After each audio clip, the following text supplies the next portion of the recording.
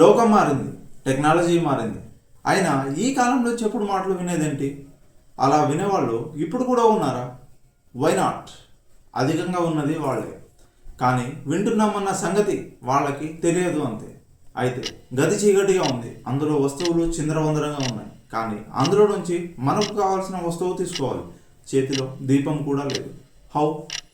Not possible కదా. ఎందుకంటే ఆ వస్తువులలో పగిలిపోయినవి ఉన్నాయి, జారి కింద పడేవి కూడా ఉన్నాయి. ఇప్పుడు మీ భర్త, అరే ఆ మూలలో ఉంటుంది తీసుకురా, దొరకలేదు. ఇంట్లో మీ అమ్మకు ఫోన్ చేసి హెల్ప్ లైన్ కూడా తీసుకున్నారు, అయినా కూడా దొరకలేదు. సడన్గా మీ కొడుకు, అమ్మ అక్కడ కాదు టేబుల్ పైన ఉంటుంది చూడు. ఇక్కడ వస్తువు పెట్టింది మీ భర్త కాదు, మీ అమ్మ కాదు, మీ కొడుకు కూడా కాదు, మీరే. అయినా కూడా ఎందుకు వాళ్ళ మాట విని ప్రయత్నించారు? ఎందుకంటే మీరు ఖచ్చితంగా లేరు. Your emptiness is the strength of their holiness. మీ తెలియనితనమే వాళ్ళని జ్ఞానులుగా మారుస్తుంది.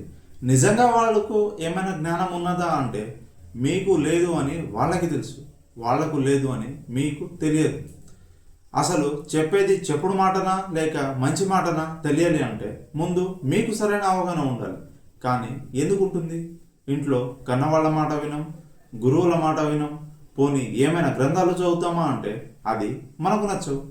లేదు నలుగురితో సంభాషించి నడుచుకుంటామా అంటే ఇది అసలు కుదరదు, ఎందుకంటే మనం ఇంట్రోవర్ట్ కదా. మరి మీకున్న జ్ఞానానికి గురువు ఎవరు? Mobile phone, TV. కానీ వీటిల్లో 95% అంతా పనికిరాని నకిలీ విషయాలే కదా. ఎలా? మీరు స్వతంత్రంగా నిర్ణయం తీసుకోవాలి అంటే ముందు ఉన్న గదిని ఎప్పుడు శుభ్రంగా ఉంచుకోవాలి. కనీసం అవసరానికి చేతికి అందుబాటులో దీపమైన ఉంచుకోవాలి.